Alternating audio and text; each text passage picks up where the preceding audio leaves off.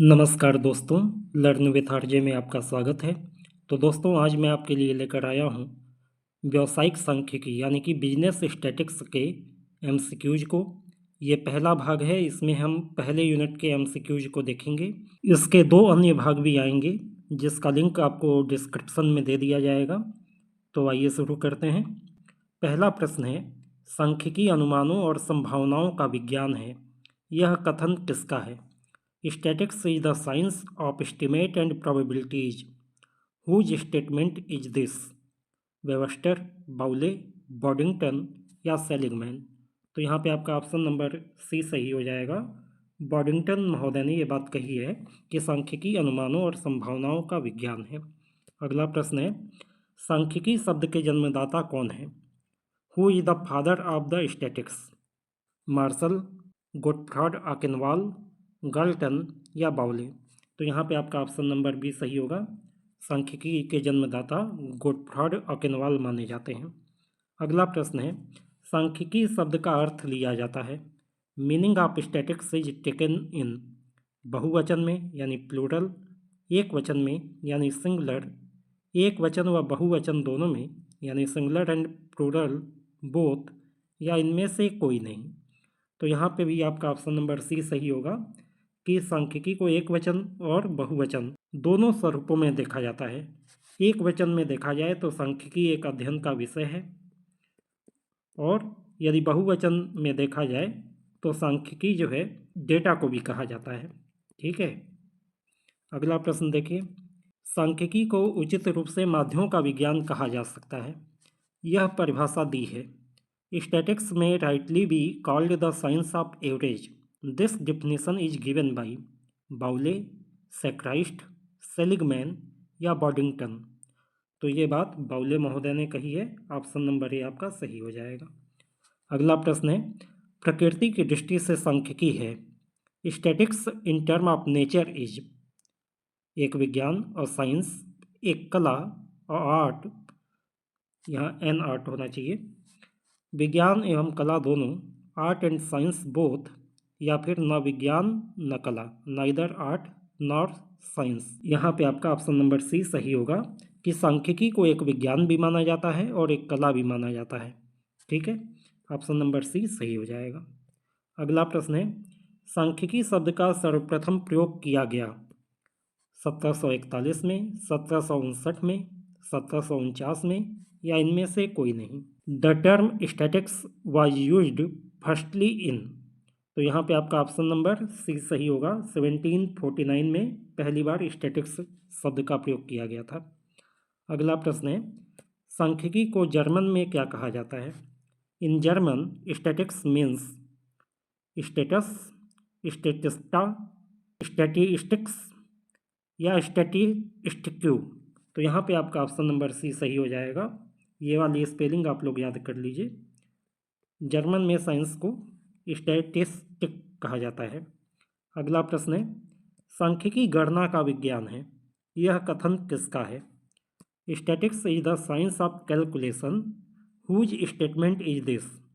You'll एवं Kendall, doctor बाउले, king या बॉडिंगटन? तो ये सारी सांख्यिकी की परिभाषाएं हैं जो अलग अलग लोगों ने दी हैं। ये कथन सांख्यिकी गणना का विज्ञान है, ये किंग ने कहा था। ऑप्शन नंबर सी आपका सही हो जाएगा।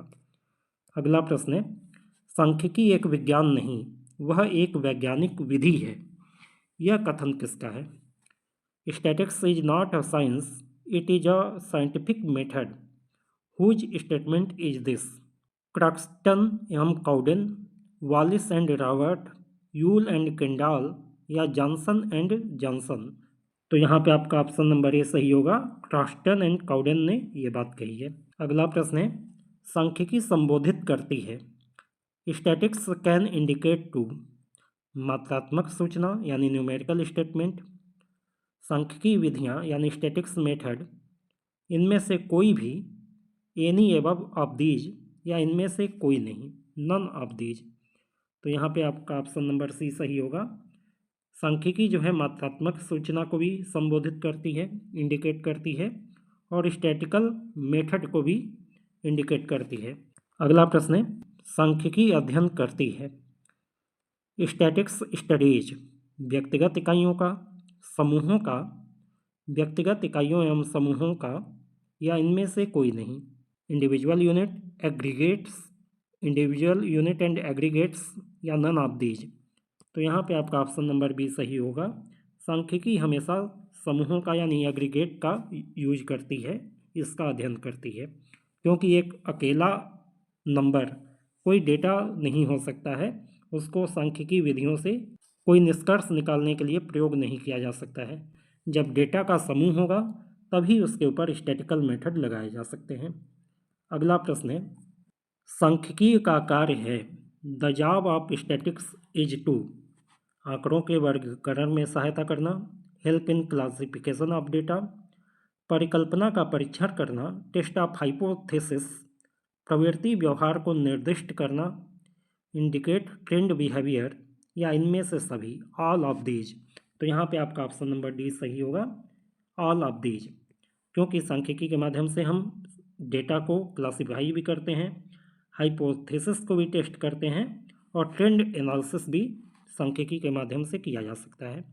अगला प्रश्न है, सांख्यिकी का कार्य है फंक्शन ऑफ स्टैटिक्स इज समंकों का संकलन, समंकों का विश्लेषण, समंकों का निर्वचन या ये सभी, collection of data, analysis of data, interpretation of data या ऑल ऑफ दीज। तो सांख्यिकी के अंतर्गत ये तीनों कार्य किए जाते हैं। ऑप्शन नंबर डी आपका सही हो जाएगा। अगला प्रश्न है, सांख्यिकी विधियों के विकास में अधिकतम योगदान है in the development of statistical method the greatest contribution is that. व्यवसायियों का, आप बिजनेसमैन, अर्थशास्त्रियों का, आप इकोनॉमिस्ट, गणितज्ञों का, आप मैथमेटिशियन या वैज्ञानिकों का, आप साइंटिस्ट। तो यहाँ पे आपका ऑप्शन नंबर सी सही होगा कि सांख्यिकी को विकास करने में गणितज्ञों का यानी मैथमेटिशियन का बहुत बड़ा रोल है। इसके बाद देखिए अगला प्रश्न है, झूठ 3 प्रकार का होता है। झूठ, सफ़ेद झूठ और समंक। यह कथन किसका है? There is 3 kind of lies, lies, damned lies and statics. Who said this? LaGuardia, Disraeli, हेटलहैप या इनमें से कोई नहीं। तो यहाँ पे आपका ऑप्शन नंबर बी सही है। डिज़राइली ने ये सेंटेंस कहा था और ये सेंटेंस इसलिए कहा था क्योंकि स्टैटिकल मेथड्स का यूज करके उसमें बेस्ट तरीके से कोई भी रिजल्ट निकाला जा सकता है। ठीक है, इस बात को ध्यान में रखते हुए इन्होंने कहा था कि झूठ 3 प्रकार का होता है, एक सामान्य झूठ, एक सफ़ेद झूठ और तीसरा समंक। अगला प्रश्न है, सांख्यिकी विधियों के विकास में सबसे अधिक योगदान रहा है। तो ये क्वेश्चन तो हम कर चुके हैं, मैथमेटिशियन का या मैथमेटिक्स का सबसे ज़्यादा योगदान रहा है। अगला प्रश्न है, सांख्यिकी डैश कर सकती है। स्टैटिक्स कैन डैश, कुछ भी सिद्ध, किसी का भी खंडन, न सिद्ध न खंडन या इनमें से कोई नहीं। Prove anything, reject of anything, neither prove not reject या नन ऑफ दीज। तो देखो सांख्यिकी यानी स्टैटिक्स कुछ भी प्रूव कर सकती है। ऑप्शन नंबर ए आपका सही होगा, प्रूव एनीथिंग। अगला प्रश्न, झूठ के संदर्भ में सांख्यिकी को क्या कहा जाता है? What is the statics in context of lies? काला झूठ, ब्लैक लाइज, सफ़ेद झूठ, वाइट लाइज, इंद्रधनुषी झूठ, रेनबो लाइज या इनमें से कोई नहीं। तो सांख्यिकी को रेनबो लाइज यानी इंद्रधनुषी झूठ के नाम से बुलाया गया है। ऑप्शन नंबर सी आपका सही हो जाएगा। अगला प्रश्न देखिए, सांख्यिकी अनुसंधानों में शुद्धता है। In statical investigation the accuracy is. पूर्ण शुद्धता, एक्यूरेट, यथोचित शुद्ध, एप्रोप्रिएट, पूर्ण अशुद्धता, इनएक्यूरेट या इनमें से कोई नहीं। तो यहाँ पे आपका ऑप्शन नंबर बी सही होगा कि सांख्यिकी अनुसंधानों में शुद्धता तो होती है लेकिन ये प्योरली एक्यूरेट नहीं होता है, बल्कि एप्रोप्रिएट लेवल पे यानी मोटा मोटी बातें सही मानी जाती हैं, या फिर एक रेंज तय किया जाता है कि 95% के रेंज में या 98% शुद्धता के रेंज में हम किसी हाइपोथेसिस को टेस्ट करेंगे। तो ये 100% कभी भी नहीं हो सकता है। 95 से 98% तक शुद्धता होती है सांख्यिकी अनुसंधानों में। अगला प्रश्न है, अनुसंधानकर्ता द्वारा सूचनाओं का संकलन कहलाता है। Collection of information by the investigator is known as. निर्देशांक, इंडेक्स नंबर, इकाइयाँ, यूनिट्स, समंक, डेटा या इनमें से कोई नहीं, नन ऑफ दीज। तो देखो, अनुसंधानकर्ता जो भी डेटा कलेक्ट करते हैं, हर एक डेटा अपने आप में एक इकाई होता है, एक यूनिट होता है, ठीक है। और डेटा को जब समूह में इकट्ठा कर दिया जाता है तो वो समंक बन जाता है। अगला प्रश्न है, सांख्यिकी अनुसंधान के उद्देश्य एवं क्षेत्र निश्चित किए जाते हैं। The object and scope of statical investigation are decided. आंकड़ों के संकलन के पूर्व, before the compilation of data. आंकड़ों के संकलन के बाद, after the compilation of data. आंकड़ों के संकलन के बीच में, during the compilation of data, या कभी नहीं, नेवर। तो देखो, कोई भी सांख्यिकी अनुसंधान होता है तो पहले उसका उद्देश्य और क्षेत्र निश्चित किया जाता है और उसी के अकॉर्डिंग जो है डेटा को कलेक्ट किया जाता है। इसलिए ऑप्शन नंबर ए आपका सही होगा कि कभी भी उद्देश्य और क्षेत्र को आंकड़े इकट्ठे करने के पहले ही तय कर लिया जाएगा। अगला प्रश्न है, अच्छी प्रश्नावली का गुण कौन सा है? Which is the merit of a good questionnaire?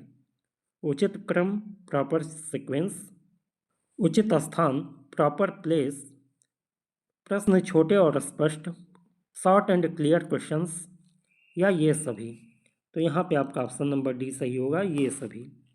एक प्रश्नावली में जो भी प्रश्न रखा जाता है उसे प्रॉपर सीक्वेंस में रखना चाहिए, सही जगह पे होना चाहिए, वो प्रश्न छोटे और स्पष्ट होने चाहिए ताकि सामने वाले को जवाब देने में आसानी हो।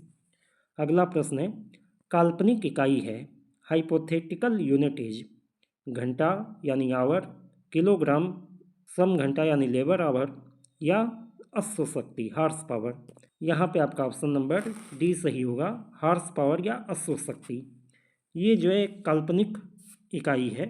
समय को घंटे में आमतौर पे मापा जाता है, किलोग्राम में वजन को मापा जाता है, सम घंटा में मजदूरी के लिए कितने घंटे काम किए मजदूरों ने, ये तय किया जाता है।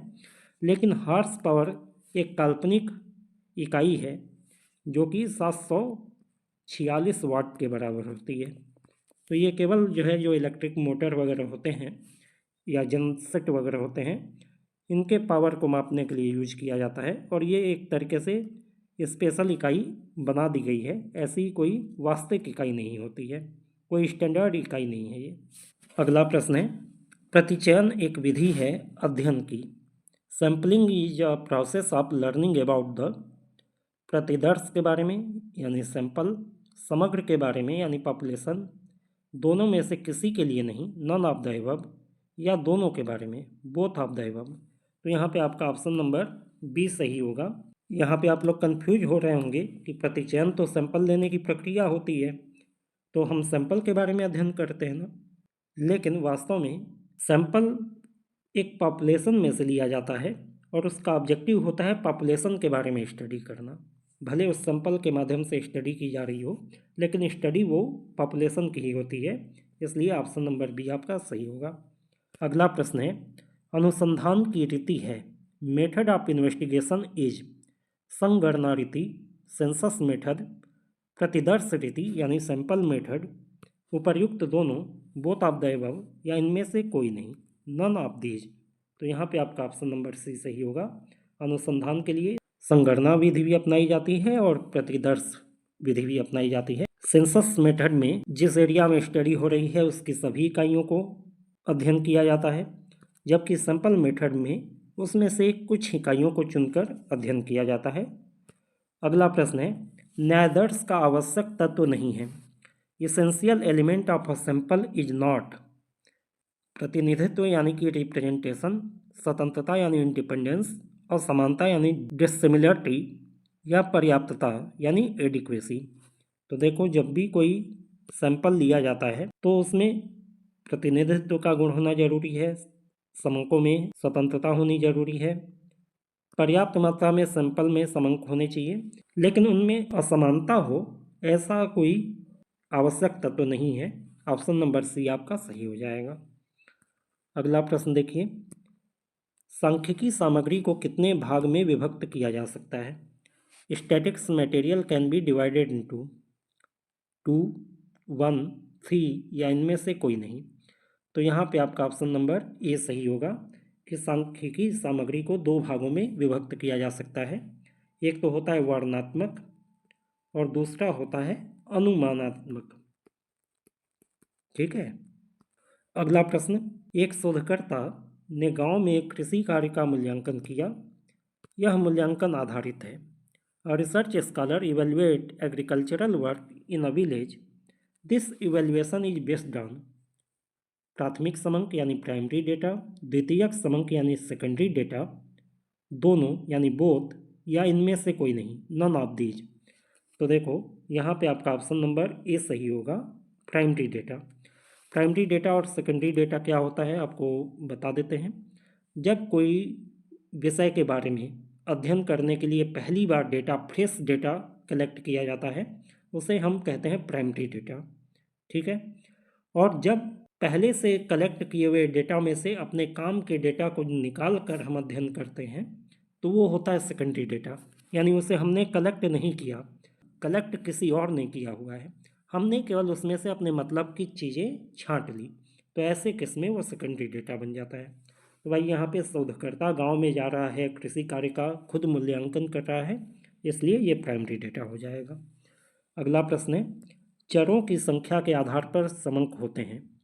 Data on the basis of number of variable are 1, 2, 3 या नन ऑफ दीज। तो यहाँ पे आपका ऑप्शन नंबर बी सही होगा कि चरों की संख्या के आधार पर, नंबर ऑफ वेरिएबल्स के आधार पे डेटा दो तरीके के हो सकते हैं। एक होता है मात्रात्मक डेटा, जिसमें किसी डेटा को उसकी माप के आधार पर निर्धारित किया जाता है, किसी नंबर के आधार पर निर्धारित किया जाता है। और दूसरा होता है गुणात्मक यानी क्वालिटेटिव डेटा, यानी यहाँ पे किसी गुण के पाए जाने या नहीं पाए जाने के आधार पे अध्ययन किया जाता है। अगला प्रश्न है, समंकों की व्यवस्था के आधार पर समंक होते हैं। On the basis of arrangement of data, अव्यवस्थित समंक रॉ डेटा, व्यवस्थित समंक अरेंज डेटा, दोनों बोथ, या इनमें से कोई नहीं, नन ऑफ दीज। तो देखो व्यवस्था के आधार पे डेटा व्यवस्थित भी हो सकता है और व्यवस्थित भी हो सकता है। ऑप्शन नंबर सी आपका सही हो जाएगा। अगला प्रश्न है, सरकारी प्रकाशन है, गवर्नमेंट पब्लिकेशन इज प्राथमिक समंक प्राइमरी डेटा, द्वितीयक समंक यानी सेकेंडरी डेटा, दोनों बोथ, या इनमें से कोई नहीं। तो यहाँ पे आपका ऑप्शन नंबर बी सही होगा, ये एक सेकेंडरी डेटा होगा। सरकारी प्रकाशन में क्या है कि डेटा इकट्ठा पहले से किया गया है और उसे हम यूज करेंगे, इसलिए सेकेंडरी डेटा है। अगला प्रश्न है, अनुसंधानकर्ता द्वारा स्वयं संकलित किए गए आंकड़ों को कहा जाता है। तो अभी मैंने बताया स्वयं यदि आप संकलन कर रहे हैं तो वो प्राथमिक डेटा होगा। अगला प्रश्न, समाचार पत्रों में एकत्रित आंकड़े उदाहरण है। Data collected from the newspaper is an example of. तो ये भी द्वितीयक डेटा होगा, सेकेंडरी डेटा होगा, क्योंकि न्यूज़पेपर में वो पहले से डेटा है और उनमें से हम अपने काम के डेटा को निकालने वाले हैं। इसके बाद देखिए, प्राथमिक समंकों का संपादन किया जाता है। प्राइमरी डेटा इज एडिटेड संगति के लिए, फॉर कंसिस्टेंसी एकरूपता के लिए, फॉर यूनिफॉर्मिटी पूर्णता के लिए, फॉर कंप्लीटनेस, या ये सभी, ऑल ऑफ दीज। तो जब भी किसी प्राइमरी डेटा को कलेक्ट किया जाता है तो उसके बाद उसकी एडिटिंग की जाती है।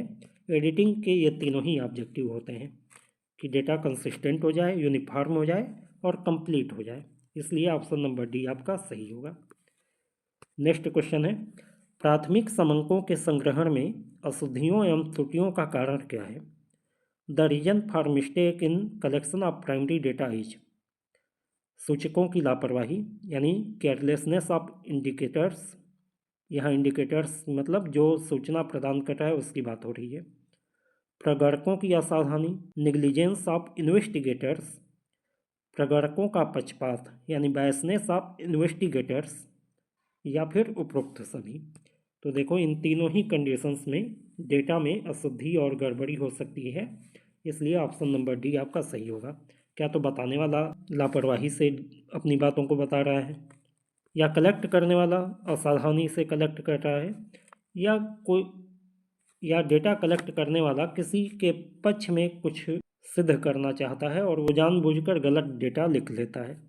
तीनों ही कंडीशन में डेटा गलत हो जाएगा। अगला प्रश्न देखिए, एकत्रित समंकों का संपादन किया जाता है। Collected data is edited. नियमितता के लिए फॉर रेगुलरिटी, पूर्णता के लिए फॉर कंप्लीटनेस, शुद्धता के लिए फॉर एक्यूरेसी, या ये सभी। तो यहाँ पे आपका ऑप्शन नंबर डी सही होगा, ये सभी। अगला प्रश्न है, उपसाधन की प्रचलित विधि है। The main method of approximation is. निकटतम पूर्णांक तक उपसाधन, approximation to the nearest round figure, अंतिम संख्या को छोड़कर उपसाधन, approximation by leaving the last digit, अंतिम संख्या को जोड़कर उपसाधन, approximation by adding the last digit, या युगांक नियम का दूसरा उपसाधन, एप्रोक्सीमेशन बाय डिस्कार्डिंग रूल। तो देखो, ऐसे तो उपसाधन यानी एप्रोक्सीमेशन की ये चारों विधियां होती हैं, लेकिन यहाँ पे पूछा है प्रचलित विधि यानी मेन मेथड। तो मेन मेथड आपका ऑप्शन नंबर ए है, निकटतम पूर्णांक तक उपसाधन। यानी यदि कोई डेटा है 2424.24, तो ऐसे केस में क्या होगा कि इस डेटा को छोटा करने के लिए हम पॉइंट वाले हिस्से को हटा देंगे, पूर्णांक वाले डेटा को ले लेंगे। अब ये 0.49 तक है तो इसमें कुछ नहीं जुड़ेगा। यदि पॉइंट के बाद वाला नंबर 50 या 50 से अधिक है तो ऐसे केस में आखिरी अंक में 1 जोड़ दिया जाता है और ये डेटा 2425 लिख दिया जाता है। इसे कहते हैं निकटतम पूर्णांक तक उपसाधन करना यानी अप्रॉक्सीमेशन करना। तो यही तरीका सबसे ज़्यादा अपनाया जाता है। इसके बाद देखिए, कौन उपसाधन की विधि नहीं है। Which of the following is not a method of approximation. निकटतम पूर्णांक तक, up to nearest round figure, ये है ही है। अंतिम संख्या को जोड़कर, एडिंग द लास्ट डिजिट, ये भी है। अंतिम संख्या को छोड़कर, लिविंग द लास्ट डिजिट, ये भी एक तरीका है। एक संख्या को छोड़कर और एक संख्या को जोड़कर, by living one digit and adding N other digit, ये कोई तरीका नहीं है अप्रॉक्सीमेशन का। ऑप्शन नंबर डी आपका सही हो जाएगा, क्योंकि यही पूछा है कि कौन सी एक विधि नहीं है। अगला प्रश्न देखिए, खंडित चरों के लिए अधिक उपयोगी वर्गांतर है। For the discrete series more suitable class interval are अपवर्जी, एक्सक्लूसिव, समावेशी, इंक्लूसिव, उपर्युक्त दोनों, बोथ ऑफ द एबव, या इनमें से कोई नहीं, नन ऑफ दीज। तो यहाँ पे आपका ऑप्शन नंबर बी सही होगा। खंडित चरों के लिए समावेशी डेटा यानी इंक्लूसिव सीरीज जो है ये ज़्यादा उपयोगी होती है। अगला प्रश्न है, जब निचली और ऊपरी सीमाओं पर विचार करते हैं तो ऐसे वर्ग कहलाते हैं। When both lower and upper limit are considered, such classes are called अपवर्जी यानी एक्सक्लूसिव, समावेशी यानी इंक्लूसिव, मध्य मूल्य यानी मिड वैल्यू, या संचयी क्यूमुलेटिव। तो यहाँ पे भी आपका ऑप्शन नंबर बी सही होगा। जब निम्न और उच्च सीमा दोनों पर विचार किया जाएगा तो वो समावेशी वर्ग कहलाएगा। अगला प्रश्न है, निम्नलिखित में से कौन सा एक सांख्यिकी सारणी का प्रकार नहीं है। Which is not a type of statistical table from the following. व्यक्तिगत यानी इंडिविजुअल, खंडित यानी डिस्क्रीट, अखंडित यानी कॉन्टिन्यूअस, या फिर चिन्हित साइंड। तो देखो, श्रेणियाँ 3 प्रकार की होती हैं सारणी, इंडिविजुअल, डिस्क्रीट और कॉन्टिन्यूअस। चिन्हित नाम से या साइंड नाम से कोई सारणीय नहीं होता है। ऑप्शन नंबर डी आपका सही हो जाएगा। अगला प्रश्न है, वर्गीकरण के अंतर्गत समंकों को व्यवस्थित किया जाता है। During classification data is arrange in. विभिन्न पंक्तियों में, डिफरेंट रोज, विभिन्न स्तंभों में, डिफरेंट कॉलम्स, विभिन्न स्तंभों एवं पंक्तियों में, डिफरेंट कॉलम एंड रोज, या संबंधित तथ्यों के समूह को विभिन्न वर्गों में, grouping of related fact in the different classes. तो यहाँ पे आपका ऑप्शन नंबर डी सही होगा, क्योंकि ये बात कर रहा है वर्गीकरण की यानी कि क्लासिफिकेशन की। ठीक है, तो क्लासिफिकेशन में क्या होता है कि संबंधित तथ्यों के समूह को विभिन्न वर्गों में रखा जाता है, यानी एक जैसे डेटा को एक जगह पर रखा जाता है। बाकी पंक्तियों में, स्तंभों में यानी रो और कॉलम में डेटा टेबुलेशन के समय रखा जाता है, ठीक है, क्लासिफिकेशन के समय नहीं रखा जाता है। अगला प्रश्न है, एक सारणी में स्तंभ शीर्षक कहलाते हैं। In a table heading of a column is known as उपशीर्षक यानी कैप्शन, अनुशीर्षक यानी स्टब, विषय यानी सब्जेक्ट, या बॉडी। तो यहाँ पे आपका ऑप्शन नंबर ए सही होगा कि जब कोई टेबल बनाया जाता है तो टेबल में जो ऊपर हम शीर्षक लिखते हैं, हेडिंग लिखते हैं, उसे कैप्शन कहा जाता है। अगला प्रश्न है, आवृत्ति वितरण की रचना के लिए दो आवश्यक तत्व हैं, आवृत्ति एवं dash. There are two essential factor of construction of frequency distribution, distribution and dash. अब डैश में आपको भरना है मध्यमान, मिड वैल्यू, चर, वेरिएबल, बिंदु, पॉइंट, या तालिका, टेबल। तो यहाँ पे आपका ऑप्शन नंबर बी सही होगा, वेरिएबल। किसी भी आवृत्ति वितरण की रचना के लिए एक तो आवृत्ति चाहिए और दूसरा वेरिएबल चाहिए। वेरिएबल एक ओर रहता है, आवृत्ति दूसरी ओर रहती है, तब जाकर ये आवृत्ति वितरण बनता है। अगला प्रश्न है, सांख्यिकीय वितरण में आवृत्तियों का स्थान है। The place of frequency in statistical distribution is महत्वपूर्ण, इम्पॉर्टेंट, व्यवहारिक, प्रैक्टिकल, केंद्रीय यानी सेंट्रल, या व्यावसायिक, कमर्शियल। तो देखो, किसी भी सांख्यिकी वितरण में आवृत्तियों का सेंट्रल यानी केंद्रीय स्थान है। ऑप्शन नंबर सी आपका सही होगा, क्योंकि जब तक आवृत्तियां ही नहीं होंगी तब तक स्टैटिक्स को यूज कैसे करेंगे आप, ठीक है। अगला प्रश्न है, चरों को इकाइयों में मापा जा सकता है। Variable can be measured in unit, यानी निम्न में से किन चरों को इकाइयों में मापा जा सकता है, ये पूछने का मतलब है। विद्यार्थियों का प्राप्तांक यानी मार्क ऑफ स्टूडेंट, व्यक्तियों की आयु, एज ऑफ पर्सन, कर्मचारियों का वेतन यानी सैलरी ऑफ एम्प्लॉइज, या ये सभी। तो देखो, इन सभी चीज़ों को आप नंबर्स में लिख सकते हैं, इसलिए ऑप्शन नंबर डी आपका सही होगा, ठीक है। अगला प्रश्न है, ग्राफ द्वारा निम्न में से किसकी गणना की जा सकती है। Which one of following can counted with the help of graph. समांतर माध्य यानी अर्थमेटिक मीन, गुणोत्तर माध्य यानी जियोमेट्रिक मीन, हरात्मक माध्य यानी हार्मोनिक मीन, या मध्यका यानी मीडियन। तो यहाँ पे आपका ऑप्शन नंबर डी सही होगा, मध्यका, मीडियन या मध्यमान। तो किसी ग्राफ के माध्यम से मीडियन आप आसानी से निकाल सकते हैं। अगला प्रश्न है, मध्यका की गणना किसके आधार पर होती है। On what basis the value of median is calculated. आयत चित्र यानी हिस्टोग्राम, ओजाइव कर्व, बारंबारता वक्र यानी फ्रीक्वेंसी कर्व, या आवृत्ति बहुभुज। तो यहाँ पे आपका ऑप्शन नंबर बी सही होगा, ओजाइव कर्व, ठीक है। अगला प्रश्न है, बहुलक की गणना किसके आधार पर की जाती है। On what basis the value of mode is calculated. आयत चित्र, संचयी आवृत्ति वक्र यानी ओजाइव कर्व, बारंबारता वक्र यानी फ्रीक्वेंसी कर्व, या आवृत्ति बहुभुज। तो यहाँ पे आपका ऑप्शन नंबर ए सही होगा, आयत चित्र यानी कि हिस्टोग्राम। अगला प्रश्न है, आवृत्ति आयत चित्र को इस नाम से भी जाना जाता है। Histogram is also called as कालिक चित्र यानी हिस्टोरियोग्राम, सोपान चित्र यानी स्टेयर केयर डायग्राम, परिमाप चित्र यानी वॉल्यूम डायग्राम, या इनमें से कोई नहीं। तो देखो, हिस्टोग्राम को हिस्टोरियोग्राम भी कहा जाता है, ऑप्शन नंबर ए आपका सही हो जाएगा। इसके बाद आवृत्ति आयत चित्र डैश का मूल्य ज्ञात करने के लिए उपयोगी है। The histogram is useful to find the value of mean, median, mode, या जियोमेट्रिक मीन। तो यहाँ पे आपका ऑप्शन नंबर सी सही होगा, मोड। आयत चित्र के माध्यम से मोड आसानी से निकाला जा सकता है, बहुलक।